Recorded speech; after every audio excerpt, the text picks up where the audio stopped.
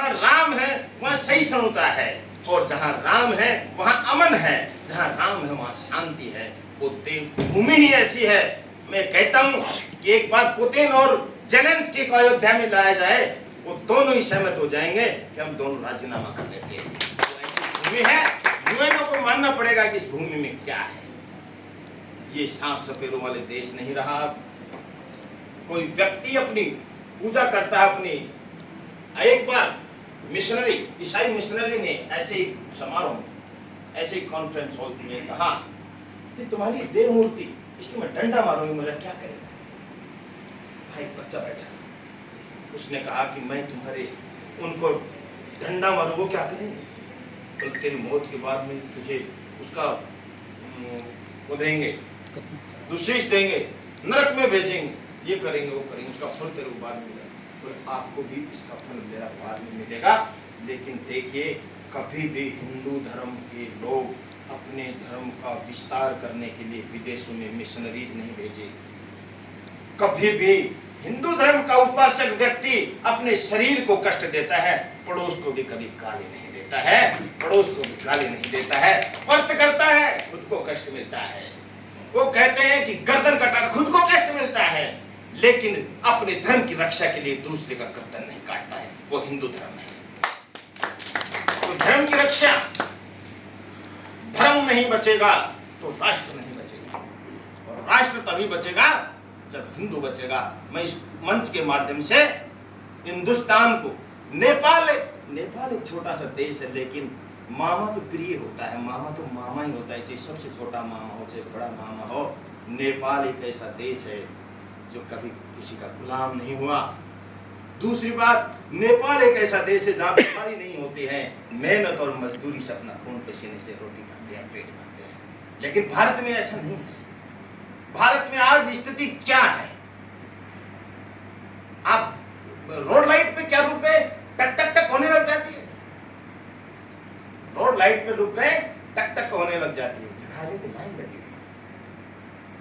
क्या हिंदू धर्म क्या वही धर्म है जहां कर्म के आधार पर वर्ण की व्यवस्था थी? वैदिक काल में जन्म से जाति तय नहीं होती थी। वैदिक काल के दो भाग हैं, उत्तर वैदिक काल और पूर्व वैदिक काल। पूर्व वैदिक काल में जन्म से जाति तय नहीं होती थी, कर्म से जाति तय हुआ करती थी।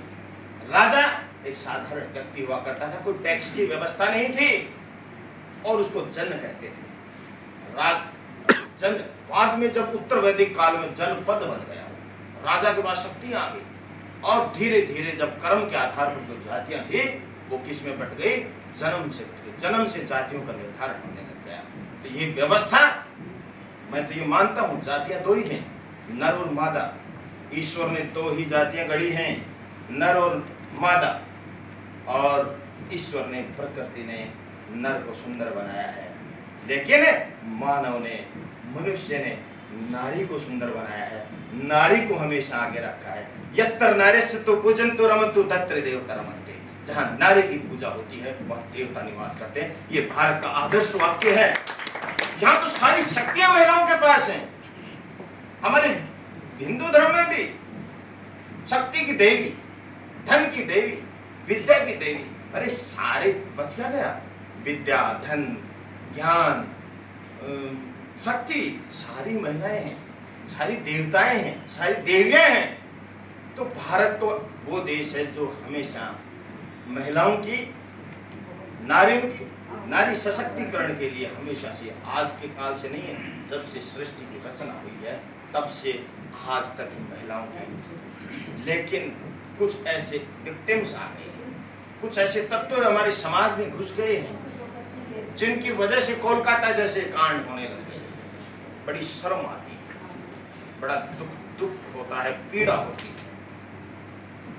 लेकिन ये जो प्रतिनिधि मंडल बैठा है, इन सब से मैं गुजारिश करूंगा कि ये प्रतिनिधि मंडल अपने आप में बहुत बड़े क्षेत्र पर प्रतिनिधित्व करता है, और अपने कर्म भूमि में, अपने कर्म क्षेत्र में कभी भी रुकना नहीं, कभी झुकना नहीं। सत्य के सामने तीन चीजों का ध्यान रखना, चाल, चेहरा और चरित्र।